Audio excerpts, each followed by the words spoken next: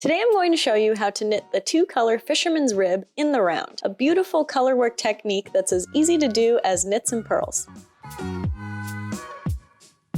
You'll need 2 colors of yarn, and to begin we're going to cast on in your first color an even number of stitches. First we'll need to do a setup round, so still in your first color, join in the round, and work knit 1, purl 1 all the way around.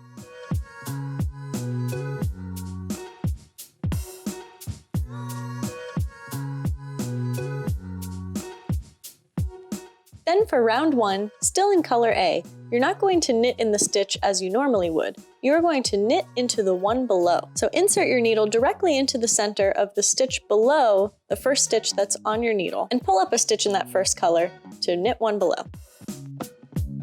Then you'll purl the next stitch normally. And the pattern for round 1 will be knit 1 below, purl 1 normally, all the way around.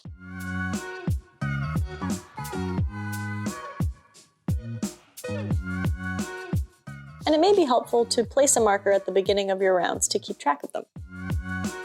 Now it's finally time to pick up your second color. To fasten on your second color, color B, knit the first stitch of the next round normally in color B. Then rather than purling as you normally would, you're going to purl into the stitch below.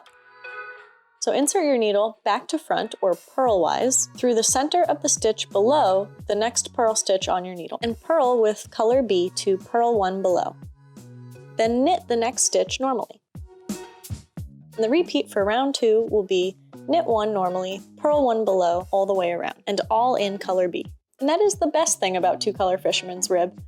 You get to work vertical stripes while only working 1 color per round. I want to show you here what it'll look like when you finish round 2. That last purl stitch of color A looks a little loose, and when I pull on color A, it will actually slip out from under that purl bump.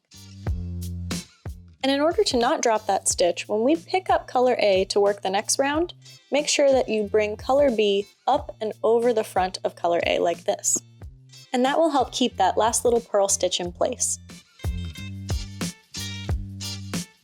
Now you'll repeat rounds 1 and 2, working round 1 rounds in color A and round 2 rounds in color B.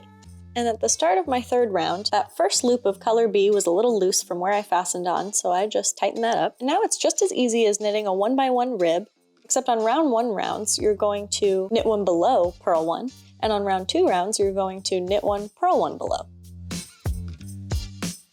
And here I want to demonstrate real quick how you don't have to do anything special when you're switching from round 1 to round 2. Just pick up color B and go ahead and start with a round 2 round.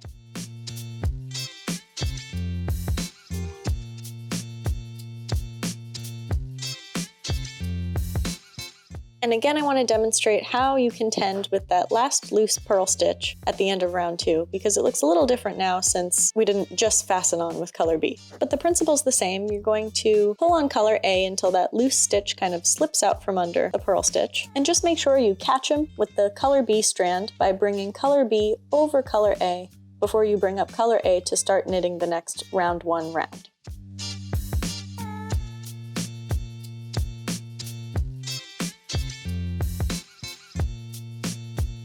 And that's how you knit the two-color fisherman's rib. As you can see, it's a really pretty, really stretchy stitch that looks just like brioche knitting, but many people find it easier. And I just so happen to have a two-color fisherman's rib hat pattern with instructions for 4 sizes, with crown decreases and the whole bit. And you can find a link where you can purchase that pattern down below. Thank you so much for watching, and I'll see you next time. Bye!